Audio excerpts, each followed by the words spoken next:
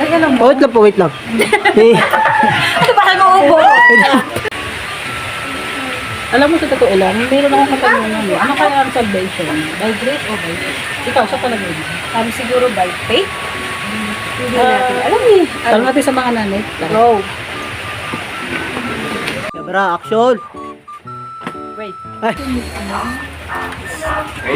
Hotel, anong ulam dyan?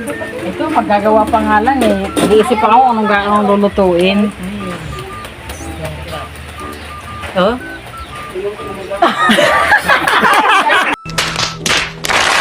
Ay, alam mo, sister, may nabasa ko sa Biblia. Oh. Plus na napanood ko sa YouTube. Ayun. Yung about sa pananampalataya sa salvation. Oh. Ano kaya, para sa'yo, palagay mo, is it faith or grace, by grace? Ano sa palagay mo? Para sa akin, by faith. Di, tanong natin, may mga nanay dito, tanong natin O, para siya. maliwanag. Mainam. Hi, Mare! Kumusta na? Makikita. Ano man? Halika dito, halika. First! Kaya may ano ako. Ano yung may i-check ako sa iyo. May gusto akong malaman. Kasi may nabasa ako at saka napanood ako. Parang medyo nakuguluhan ako. Ano kaya yung tungkol sa salvation natin? Ano kaya yun? By grace or by faith? Para sa akin kasi, Mare, ang faith, by faith talaga ako. Pero try natin tanungin sa mga mother, may mother tayo sa loob. Halika na nga. A few moments later. Halika na nga. Sama-sama. Tanungin natin ang mga ito. Para magkapalitan ng kulong. Action! Action! Action!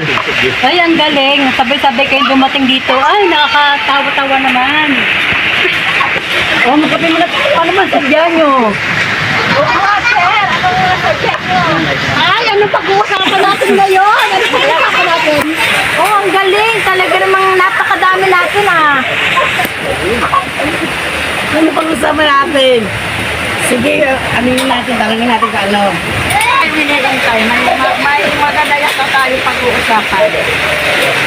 Ano ba yun? Ayun naman, nagugulat pa kayo. Eh, ano muna kami? Asan ba yung ano niyo sa amin? Ano muna kami? Agad tanong ang binubungad niyo eh. Ano ba? Nagbibigay kayo ng kape ba? Tama na. Oo nga, magbibigay muna ka tayo ng kape para habang nagkikwentuhan, magkape tayo kung sarili mo. Mga kapatid, ang tanong kanina pa ng lahat, ang about sa salvation, kung ito ba ay tungkol sa saan ba tayo doon? Sa grace or by faith? Ang kaligtasan natin para mapunta sa Panginoon. Oo nga, kanina pa namin yan pinag-usap-usapan. Parang confusing. Ano kaya yun? Ang salvation ba natin? By grace ba? O by faith? O pareho? Hindi. Kasi para sa akin, ang kaligtasan by grace. Kasi kung by faith, yung faith kasi natin hindi ganun ka-strong, hindi ganun ka-solid. Unlike talaga, kasi ang grace, ginawa na ni Jesus ang lahat eh. Basta manampalataya, sumunod. Ayun, yun lang, ligtas na. Dahil kaya yung tumubos talaga sa atin para tayo maligtas at tiyak na kapamakan sa impyerno. Ano ka sabi mo? By grace? Ayan, liligtas? Yes. Ako hindi. Okay. Kasi, napakarami ng tao, sa ngayon lalo na sa panahon natin ngayon, lalo na pagka ma-influensya ka, mapera ka, mayaman ka, gagamal ka, maraming salapit. Pwede kang, sa pamamagitan ng panalangin, maliligtas. Puro paniniwala. Hindi. Ang sa atin, by grace. Dalawa? By grace. Nakakalito. Parang natin kay pastor. Oh mga kapatid! Nandiyan pala kayo! Action! Ay, hindi pala si pastor! Pastor! Pasok kayo dito dali! Okay. Pastor! Nandiyan pala kayo! Salamat!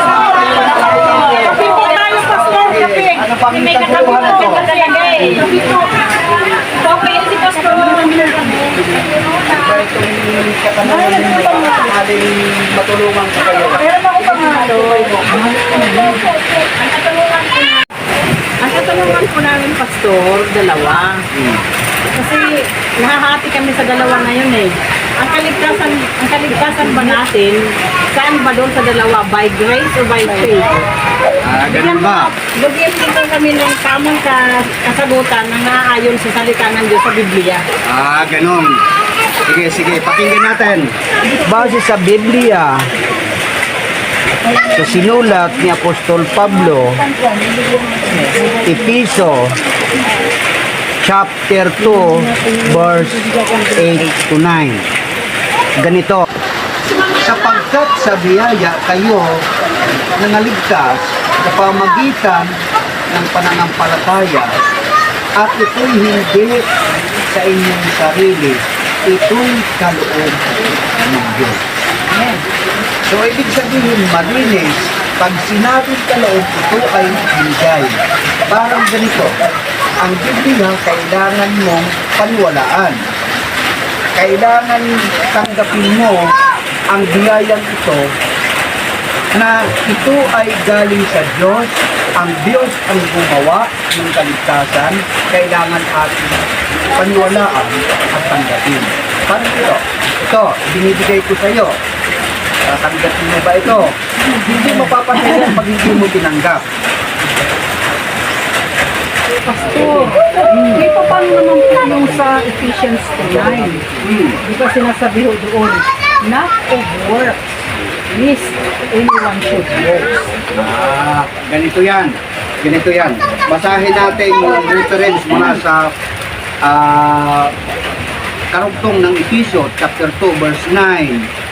Hindi sa pamamagitan ng gawa upang ang sinuman ay huwag mapuri. Ibig sabihin nito, ang gumawa nito, ang ating Panginoong Kristo, kailangan lang natin paniwalaan. So, maliwanag na ba sa inyo na ang ating Diyos, ating Panginoong Kristo, siya ang gumawa nito, siya naghirap sa krus ng Kalbaryo upang tamasahin natin ang kaligtasan ito. Kaya sinabi rito, walang dapat magmalaki na siya ay nangaligtas sa pamamagitan ng kanyang amang gawa. Ang basura, ang gawa ay basura lamang o basahan sa paningin ng Diyos. Maliwanag na ba sa inyo mga kapatid na ang kaligtasan sa pamamagitan ng biyaya ito ibinigay ng Diyos? Amen! May ibigay ng Diyos. Amen. By grace. By grace. By grace, okay. By grace. Ngayon, Amen. maliwanag. Amen. By grace. Salamat, Pastor. Naway, maniwalagan kayo. Okay, kumain yung kapayapaan.